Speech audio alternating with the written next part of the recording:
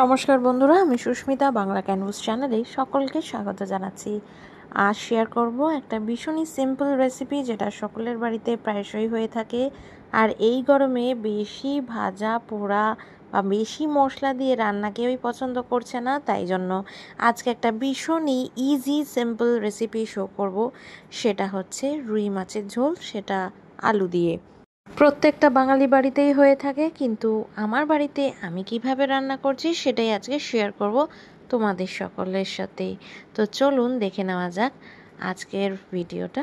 প্রথমেই আমি এখানে রুই মাছ নিয়ে নিয়েছি, আর রুই মাছগুলোকে ভালো করে ধুয়ে পরিষ্কার করে নুন হলুদ মাখিয়ে নিয়েছি। কড়াইতে তেল গরম হতেই আমি মাছগুলোকে কিন্তু একটা একটা করে দিয়ে দিচ্ছি।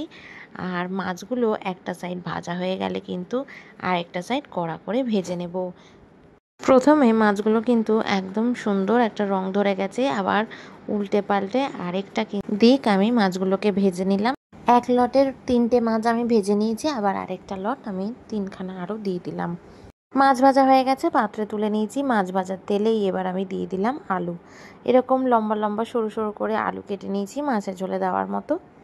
আলুগুলোকে হালকা ভেজে নিচ্ছি যাতে একটা ক্রিস্পি লেয়ার তৈরি হয়ে যায় আলুর গায়ে। হালকা লালচে রং ধরিয়ে 2 থেকে 3 মিনিটের জন্য ভেজে আমি তুলে নিচ্ছি একটা পাত্রে। আলু ভাজা হয়ে গেছে, এবার সেম তেলে ফোড়নে দিয়ে দিচ্ছি 2টো তেজপাতা, 2টো এলাচ, লবঙ্গ আর দারচিনি। কিছুক্ষণ কিন্তু ফোড়নটাকে হালকা ভেজে নিয়েছি। ফোড়নটা ভাজা হয়ে গেলে এর মধ্যে আমি পেঁয়াজ দিয়ে দিলাম। একটা পেঁয়াজকে স্লাইস করে কেটে নিয়েছি, সেটাই আমি এর মধ্যে দিয়ে দিয়েছি। আর বেশ কিছুক্ষণ হালকা গোল্ডেন কালার ধরা অবধি পেঁয়াজটা ভেজে নেব।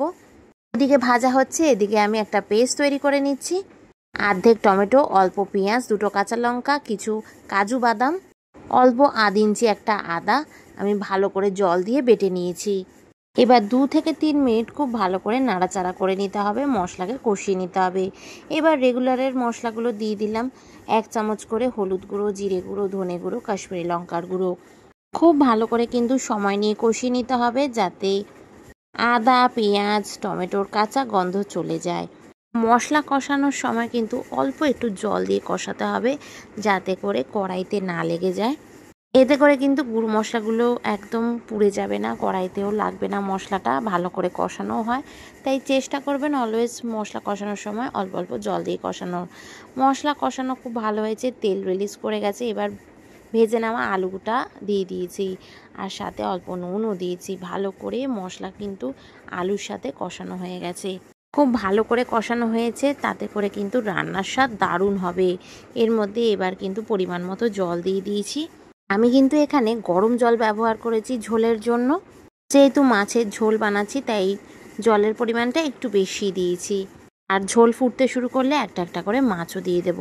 এবার ঢাকা দিয়ে 2 থেকে 3 মিনিট আরও রেখে দেব এই মাছটা আর ঝোলটা ফুটে ওঠার জন্য। এবার একটু কিছুক্ষণ রান্নাটা হতে দেব, আর 3-4টে কাঁচা লঙ্কা এভাবে ফাটিয়ে দিয়ে দিলাম যাতে কাঁচা লঙ্কার ফ্লেভারটা পুরোপুরি মাছের ঝোলে ঢুকে যায়। এখানে কিন্তু মাছের ঝোলটা কমপ্লিট হয়ে গেছে, আর আলু একদম নরম হয়ে গেছে। সবার শেষে আমি মিশিয়ে দিলাম অল্প গরম মশলার গুঁড়ো। গ্রেভিটাও ঘন হয়ে গেছে, আলু সুন্দর একদম নরম হয়ে গেছে, আর মাছের মধ্যেও কিন্তু ভালো ঝোল ঢুকে গেছে। এবার ঢাকা দিয়ে লো ফ্লেমে 1 মিনিট মতো রান্না করে কিছুক্ষণ স্ট্যান্ডিং টাইম দিয়ে এটাকে কিন্তু আমি গরম গরম সার্ভ করছি একটা পাত্রে। এবার এগুলোকে গরম ভাতের সাথে সার্ভ করব। আশা করি আজকের ভিডিওটা আপনাদের কিন্তু খুবই ভালো লাগবে। এরকমভাবে মাছের ঝোল, তাও আবার গরম ভাতের সাথে, আর কিন্তু কিছু সাইডে তরকারি লাগে না, এইটা হলেই কিন্তু এনাফ হয়ে যায়।